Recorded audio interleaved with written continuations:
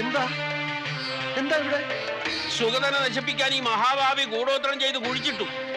കുട്ടികൾ മണ്ണുവാരി കളിച്ചപ്പോ കുഴിച്ചിട്ട ചെമ്പോടെ കിട്ടി. ശത്രുവിനെ നിഗ്രഹിക്കാനുള്ള ശക്തി നാം ഈ തേങ്ങയിലേക്ക് ആവാഹിച്ചിരിക്കുകയാണ്. തൊട്ടു പ്രാർത്ഥിച്ചോളൂ. തേങ്ങയിൽ തൊട്ട് പ്രാർത്ഥിച്ചോളൂ. എന്നെ കൂടോത്രം ചെയ്ത് നശിപ്പിക്കാൻ ശ്രമിച്ച നായിന്റെ മോന്റെ തലമണ്ട പിളർന്ന് ചാവണേ. പൂജാകർമ്മ വേളയിൽ അസഭ്യം പുലമ്പരുത്. എന്നാ മഹാന്റെ ശിരസ് പിളർന്ന് അന്തരിക്കണേ. എന്താ വല്യേട്ട ഇത്? വല്യേട്ടൻ എന്താ ഒന്നും മിണ്ടാത്ത?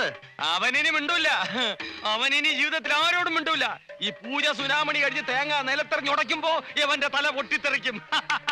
തലയും തലച്ചോറും തൂത്തുവാരി കഴുകാൻ സോപ്പും വെള്ളവും ചൂലും കരുതി വെച്ചോ അവൻ പറഞ്ഞാരേ.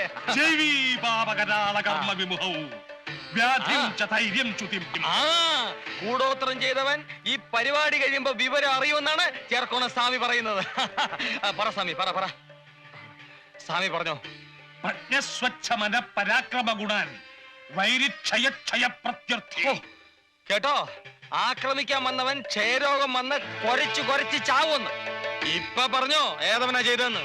സത്യം തുറന്നു പറഞ്ഞ് മുന്നോട്ട് വന്നാൽ മരണത്തിൽ നിന്ന് രക്ഷപ്പെടാം.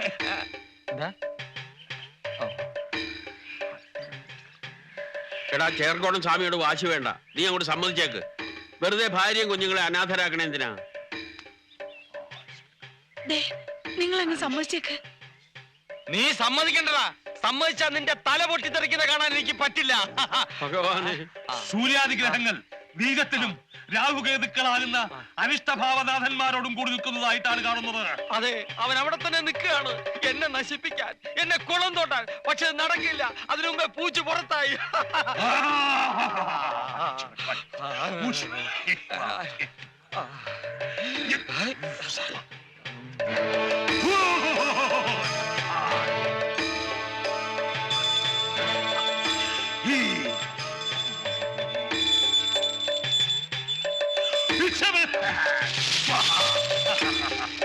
വേദമന്ത്രധ്വനികളുടെ ഊർജം ഈ തേങ്ങയിലേക്ക് ആവാഹിക്കപ്പെട്ടു കഴിഞ്ഞു. പരീക്ഷണം മതിയാക്കൂ. ദുഷ്കർമ്മി മറവിലേക്ക് പുറത്തു വരൂ. തേങ്ങ ഉടക്കി സ്വാമി. സത്യം തുറന്നു പറയൂ. ആരാണ് ഈ കുടം കുടിച്ചിട്ടത്? തേങ്ങ ഇറങ്ങി സ്വാമി. കുടുംബം അനാഥമാക്കല്ലേ സ്വാമി.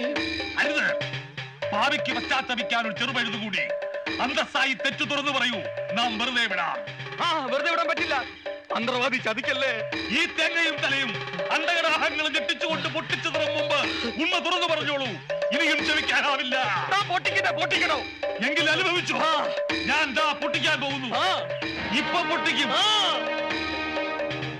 അടുത്ത നിമിഷം പൊട്ടാൻ പോകുന്നു. ഇപ്പൊ പൊട്ടും. അടുത്ത നിമിഷം പൊട്ടിച്ചത് പൊട്ടുന്നു. തനിക്ക് പൊട്ടിക്കാമെങ്കിൽ ഞാൻ പൊട്ടിക്കാവിടോ. അയ്യോ,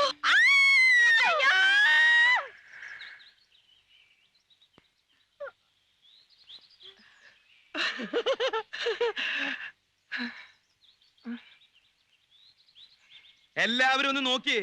എനിക്കിപ്പോ തലയുണ്ടോന്ന്.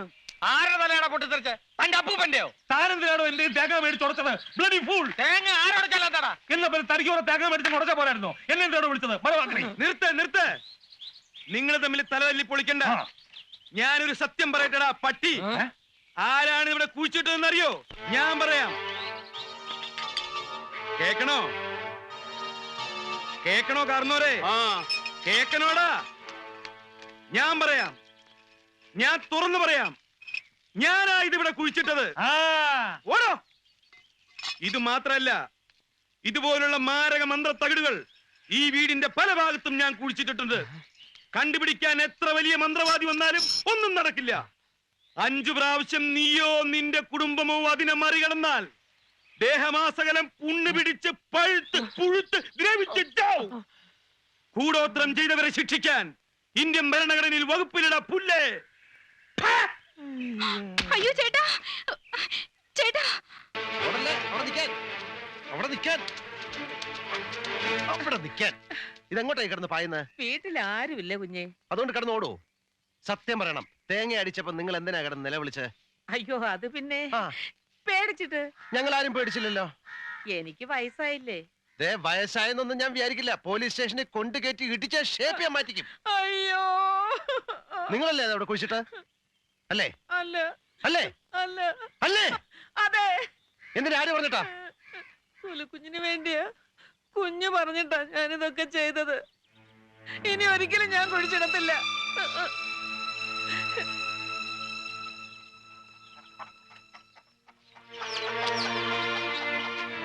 മോളെ, നിങ്ങൾ എല്ലാവരും ഇങ്ങനെ തുടങ്ങിയാൽ സുഗതനോട് ഒന്നു പറ, ഇച്ചിരി ക്ഷമിക്കോ. പിന്നെ ആരാന്റെ അമ്മയ്ക്ക് പ്രാന്ത് പിടിച്ചാ കാണാൻ നല്ല രസമായില്ലേ? ഈ നീചന്മാരുടെയും കൂടോത്രക്കാരുടെയും കൂടെയുള്ള പൊറുതി എനിക്ക് മതിയായി. സർക്കാർ എനിക്ക് ക്വാർട്ടേഴ്സ് തന്നിട്ടുണ്ട്. ഞങ്ങൾ അങ്ങോട്ട് പോവാണ്. അവനത് വെറുതെ പറഞ്ഞതാ. വെറുതെ പറഞ്ഞതല്ല. കേട്ടല്ലോ? ഇനി എന്തെങ്കിലും മൊഴിയാനുണ്ടോ? അപ്പൊ ഞങ്ങൾ മൂന്നാളും ഐശ്വര്യമായിട്ട് ഇറങ്ങാണ്. നിങ്ങൾ രണ്ടാളും എന്റെ പുറകെ സൂക്ഷിച്ച് നടക്കണം. ആ വാ വാ. നിക്ക് നിക്ക്, നേരെ വഴി പോണ്ട, ഇതിലേ പോ. ആ പരമദ്രോഹി ഇവിടൊക്കെ കുഴിച്ചിട്ടിരിക്കാവും. ആ ഓനെ നീ മറികടക്കല്ലേ, പഴുത്തു പോവും. ആ അവന്റെ അമ്മൂമ്മയുടെ കൂടോത്രം. അയ്യോ ദൈവമേ.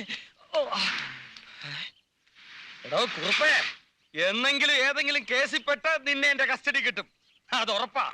അന്ന് നിന്റെ കർസേലയായിരിക്കും കേട്ടോടാ.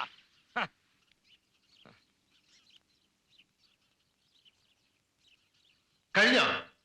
അതോ ഇനിയും വല്ല ആഗ്രഹം ബാക്കിയുണ്ടോ? ചേച്ചിയും കുടുംബവും പോയി. ഇനി ഇവിടെ ഉണ്ട് പലരും.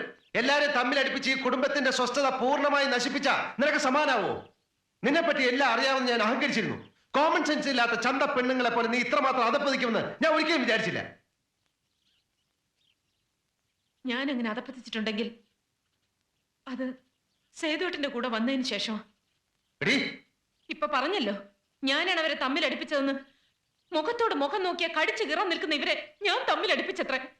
അതൊക്കെ നേരത്തെ കുടുംബക്കാരുടെ രക്തത്തിലുള്ളതാ. അക്കൂട്ടത്തിൽ നിങ്ങൾക്കെങ്കിലും കുറച്ച് വ്യത്യാസം ഉണ്ടാവും ഞാൻ തെറ്റിദ്ധരിച്ചു. ഇവിടെ ആർക്കും അറിയില്ല സ്നേഹം എന്ന വാക്കിന്റെ അർത്ഥം പോലും. കൂടോത്രം ചെയ്താലും നിന്നോട് എനിക്ക് സ്നേഹം ഉണ്ടാവാൻ പോകുന്നില്ല.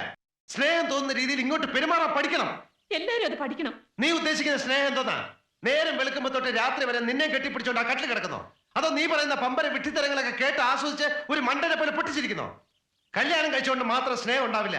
നീ പറയുന്ന എനിക്കും ഞാൻ പറയുന്ന നിനക്കും മനസ്സിലാവണം. പരസ്പരം അംഗീകരിക്കാനുള്ള ഒരു വലിയ മനസ്സ് വേണം. സ്നേഹിക്കാൻ ഇങ്ങനെയൊക്കെ കുറെ നിബന്ധനകൾ ഉണ്ടെന്ന് പണ്ടൊരിക്കൽ എന്നോട് പറഞ്ഞിരുന്നില്ലല്ലോ. പറഞ്ഞാലും മനസ്സിലാക്കാനുള്ള ബുദ്ധിയുണ്ടോ നിനക്ക്?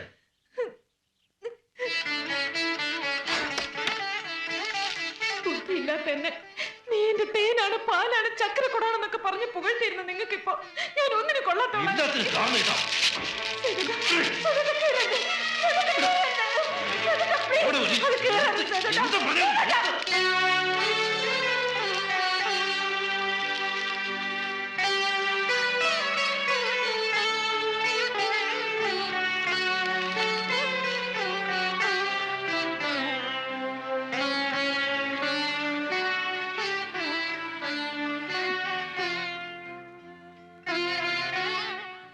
നിങ്ങൾക്കിപ്പോ എന്നോട് വെറുപ്പാണ്.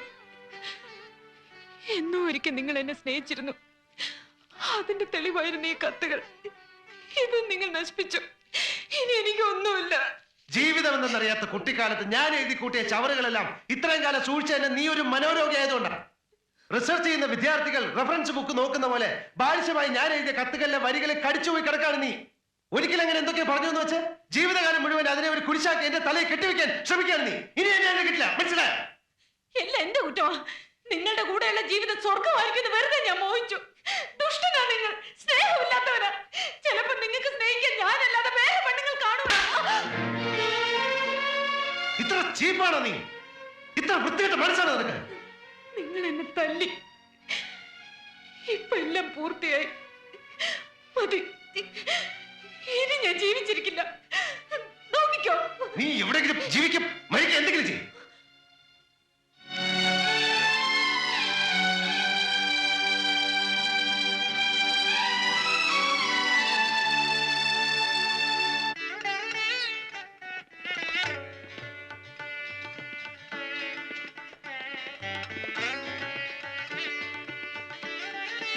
നിന്റെ അമ്മാവനെയോ മറ്റു ബന്ധുക്കളെയോ ആരെയും കാണുന്നില്ലല്ലോ സേതു.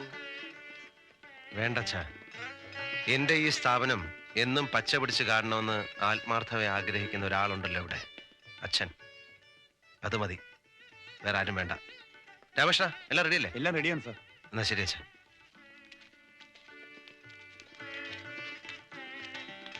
മെയിൻ സ്വിച്ച് അങ്ങോട്ട് ഓൺ ചെയ്താൽ മതി. ഓൺ.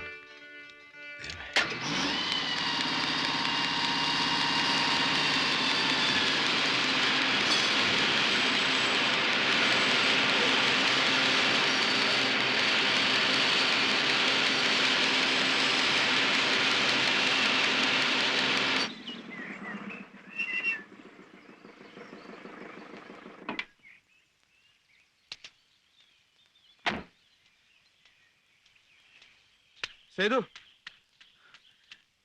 നീ ഇപ്പൊ എവിടുന്ന വരണേ? എന്താ? അല്ല, സുലോചനയെ കണ്ട? സുലോചനയെ കാണാനോ? എവിടുന്ന്? അല്ല, നിങ്ങൾ തമ്മിൽ എന്താ പ്രശ്നം എന്ന് എനിക്കറിയില്ല. അവള് മുറിയുടെ വാതിൽ അടച്ചിട്ടിട്ട് ഒരേ ഒരു കരച്ചിലായിരുന്നു. ആര് എന്ന് വിളിച്ചിട്ടും വാതിൽ തുറന്നില്ല. ഉച്ചയ്ക്ക് വല്ലതും കഴിക്കാൻ വേണ്ടി ചെന്ന് വിളിച്ചപ്പോ വാതിൽ തുറന്നെടുക്കുന്നുണ്ട്, അവൾ അവിടെ ഇല്ല. എവിടെ പോവാനാ സാധ്യത? ഞാൻ ഇതിന്റെ ഇടയിൽ പോലീസ് സ്റ്റേഷനിൽ എന്ന് പറഞ്ഞു. അമ്മാവനും വിവരം അറിയിച്ചിട്ടുണ്ട്. എന്തായിരുന്നു സേതു നിങ്ങൾ തമ്മിലുണ്ടായത്?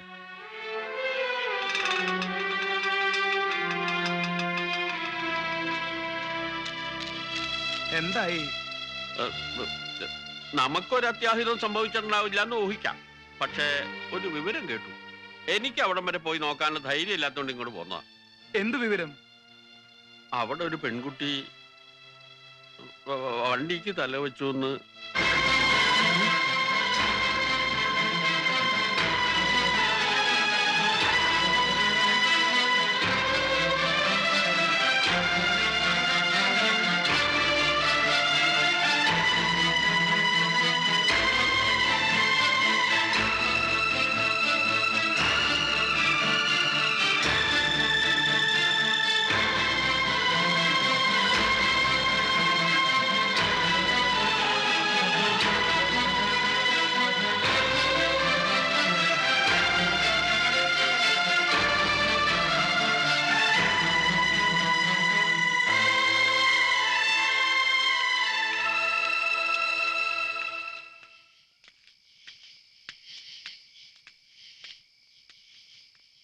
നിങ്ങൾ ഇത് എവിടെയായിരുന്നു? അന്വേഷിക്കാൻ ഇനി ഒരു ഇടവും ബാക്കിയില്ല. നീ അകത്തിയെന്ന് നോക്ക്.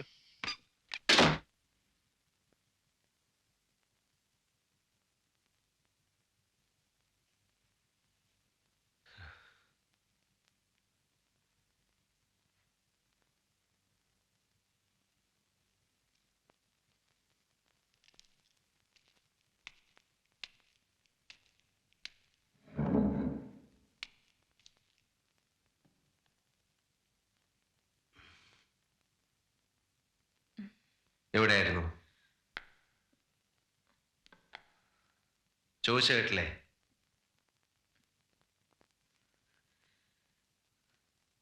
ഇപ്പോൾ രാത്രി ഒരുപാട് വൈകിപ്പോയി. നാളെ നേരം വെളുക്കുമ്പോ ഇവിടുന്ന് യാത്ര പുറപ്പെടാൻ ഒരുങ്ങിക്കൊള്ളൂ. നിന്റെ വീട്ടിലേക്ക്. പൊരുത്തപ്പെട്ടു പോകാൻ കഴിയില്ല എന്ന് പൂർണ്ണമായി ബോധ്യമായി കഴിഞ്ഞാൽ പിന്നെ വേഗം അകലുന്നതല്ലേ നല്ലത്. വേണ്ട, ആ വിളി കേട്ട് സന്തോഷിച്ചിരുന്ന സേതു ഇപ്പോഴില്ല. അധികം സംസാരിച്ച് കൂടുതൽ വഷളാക്കണ്ട. വെറുതെ പോലും ഇങ്ങനൊന്നും പറയരുത്. ഞാൻ തകർന്നു പോവും. എനിക്ക് വേദനിക്കും. എന്നെ ഓർത്തില്ല, എന്നെ കണ്ടില്ല എന്നല്ലാതെ നീ എപ്പോഴെങ്കിലും എന്നെ കുറിച്ച് ഓർത്തിട്ടുണ്ടോ?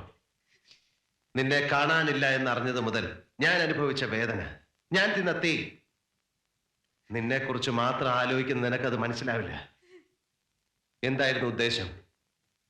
എന്നെ ഭയപ്പെടുത്തി സ്നേഹം സമ്പാദിക്കാനോ? അതോ എന്റെ ഒരു നല്ല ദിവസം നശിപ്പിച്ച് സന്തോഷിക്കാനോ? ഒരു സമാധാനത്തിന് വേണ്ടി ശ്യാമയുടെ വീട് വരെ. അവിടെ നിന്റെ അമ്മയുടെ നായരുണ്ടായിരുന്നു സമാധാനിപ്പിക്കാൻ. ഇങ്ങനെയുള്ള വാക്കുകളൊന്നും എന്നോട് ഒരിക്കലും. കുറെ അധികം ചക്കര വാക്കുകൾ ഊട്ടി വളർത്തി നിന്നെ ഞാൻ വഷളാക്കി. ആ സേതു ചത്തു. പുതിയ സേതുവിന് എടുത്താൽ പൊങ്ങാത്ത ഭാരമാണ് നീ ഇപ്പോ. എന്നെ മനസ്സിലാക്കാൻ കഴിയാതെ എന്നെ സ്നേഹിച്ച് സ്നേഹിച്ച് കൊല്ലുന്ന ഒരു ഭാര്യയെ സഹിക്കാൻ ഇനി എനിക്ക് വയ്യ.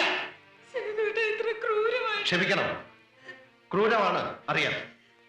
ഇതിലും ക്രൂരമായിട്ട് എന്തെങ്കിലും നാളെ സംഭവിക്കാതിരിക്കാൻ വേണ്ടി ഞാനെടുത്ത ഉറച്ച തീരുമാനമാണ്. നമുക്ക് പിരിയാം, നമുക്ക് പിരിയാം.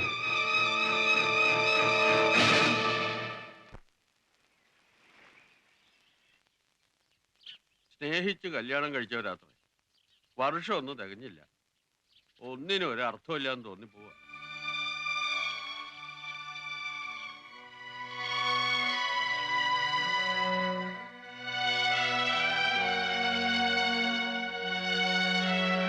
സേതു,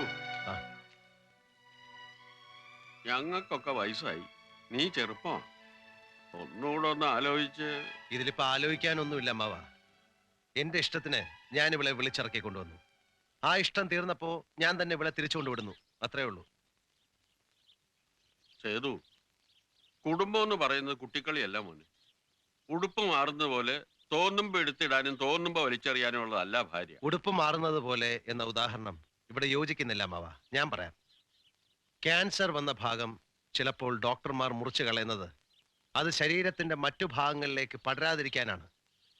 അതുപോലെ ഇതും, മനസ്സിലായോ?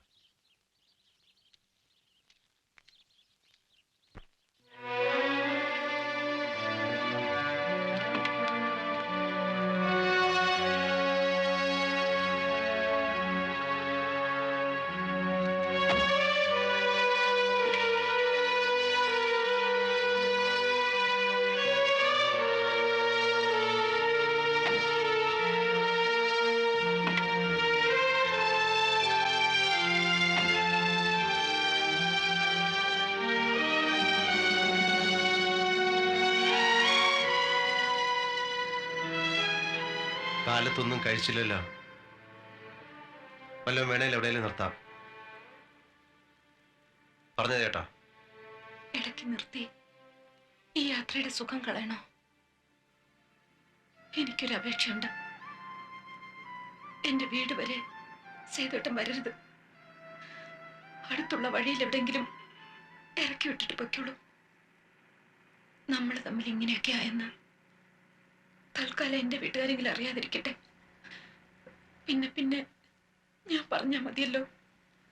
ആവേശത്തിൽ ഇറങ്ങി പുറപ്പെട്ടപ്പോൾ ഇങ്ങനൊരു തിരിച്ചുപോക്കിനെ കുറിച്ച് പ്രതീക്ഷിക്കാത്തതിന്റെ നിരാശയുണ്ടാവും. അറിയാം, ജീവിതം നശിപ്പിച്ചതിന് എന്നെ ശപിക്കാം. തെറ്റ് മുഴുവൻ എന്റെയോ. എല്ലാം കേട്ടിട്ട് ഇന്നലെ ശ്യാമയോ അതാ പറഞ്ഞത്. ഒരുപാട് സ്നേഹവും സ്വപ്നവും കൊണ്ട് ഞാൻ സേതുവേട്ടന് സ്വൈരം തന്നില്ലെന്ന്. എന്റെ മനസ്സ് മുഴുവൻ നടക്കാത്ത മോഹങ്ങളാണത്ര.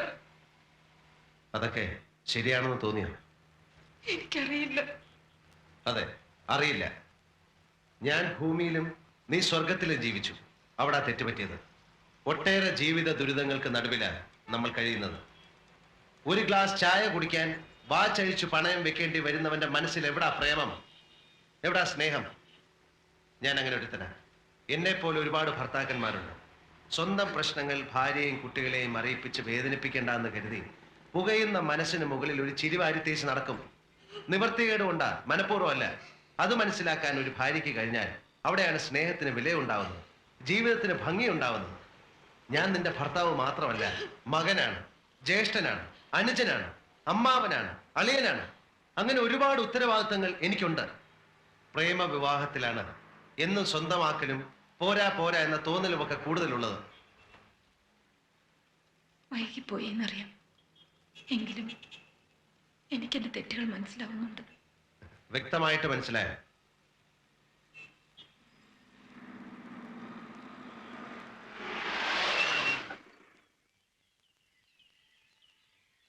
എങ്കിൽ പിന്നെ നമ്മളിപ്പം എന്തിനാ പിരിയുന്നത്?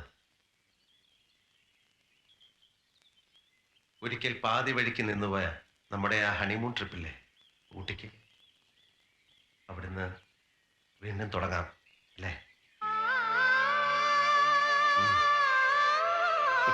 Oh